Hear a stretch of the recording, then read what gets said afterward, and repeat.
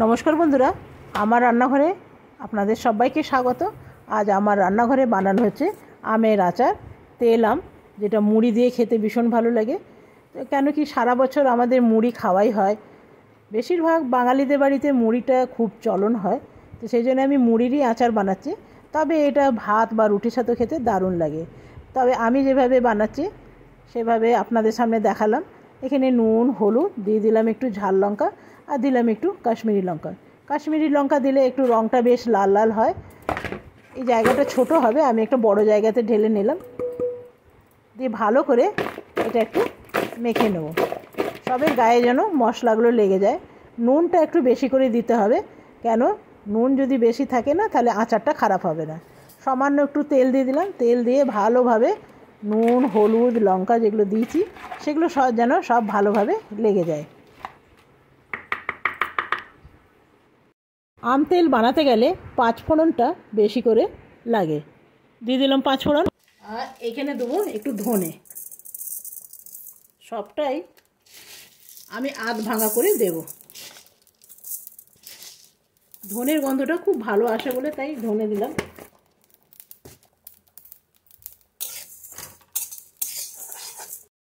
এইখানে দেবো একটু সর্ষে, লাল সর্ষেটা দেবো না, তাহলে আচারটা কালো কালো হয়ে যাবে।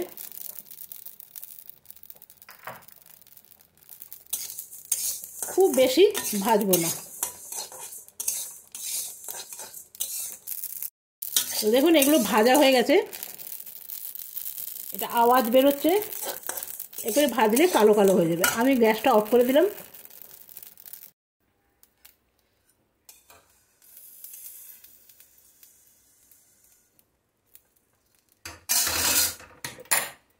দেখুন এটা একটু ঠান্ডা হোক।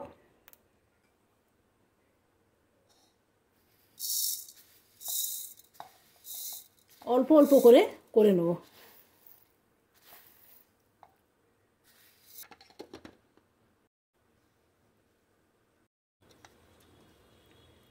জিনিসটা ঠিক এমনি হবে, পুরো মিহিন পেশা হবে না।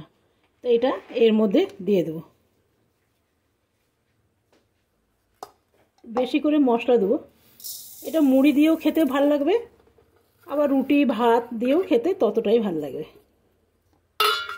সবটাই আমি পিষে নেব।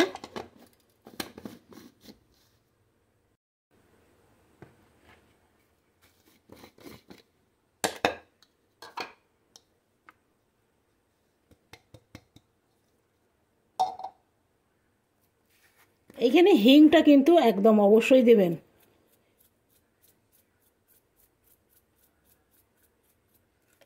আর যেটা দিতে হবে সেটা হলো গোটা মৌরি। এটা কম বেশি করা যায়।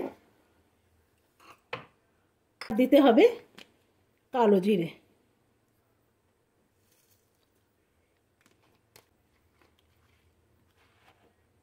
আমার যা কিছু দেওয়ার সব কমপ্লিট হয়ে গেছে।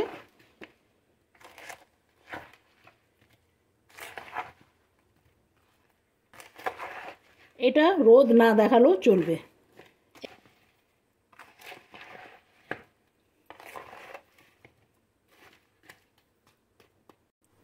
এখানে আমি আর একটু তেল দিয়ে দেবো, তবে তেল এখানে প্রায় এখনো 1 কিলো মতন লাগবে। একদম শুকনো একটা জার নিয়ে নিলাম, আর এর মধ্যে আমগুলো আমি ভরে নেব। তবে এই যে গোটা মৌরিটা দিলাম না, এটা খাবার সময় যখন মজে যাবে মৌরিটা, এত ভালো লাগে, অপূর্ব লাগে মৌরিগুলো। সেই জন্য আমি একটু বেশি করে দিলাম, আর মুড়ির সাথে খেলেও আরও ভালো লাগে। তো দেখুন এটা মোটামুটি দেওয়া হয়ে গেছে। তবে এটা রোদে দেওয়ার কোনো ঝামেলা নেই, এরকমভাবে আপনি রেখে দেবেন। এরপরে দিয়ে দেবো আমি তেল। একদম ভর্তি করে তেল দিতে হবে, রোদে না দিলে যেন আমগুলো তেলের মধ্যে ডুবে যায়।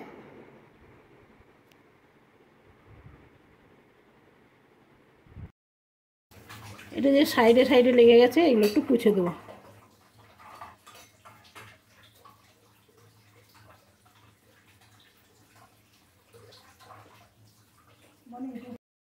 এটা তৈরি হতে প্রায় মাসখানেক লাগবে, যতক্ষণ না আমটা এটা নরম হয়। তো আপনাদের কাছে কেমন লাগলো অবশ্যই জানাবেন। তবে এই আচারের অনেক রকম পদ্ধতি হয়, সবাই আলাদা আলাদা রকম করে বানায়, তবে আমি এইরকম করেই বানাই। এটা বেশি মুড়ি দিয়ে খেতেই ভালো লাগে। তেলটা যত কমে যাবে মুড়ি দিয়ে খেতে, আবার আর একটু তেল দিয়ে দিলেই হয়ে যাবে।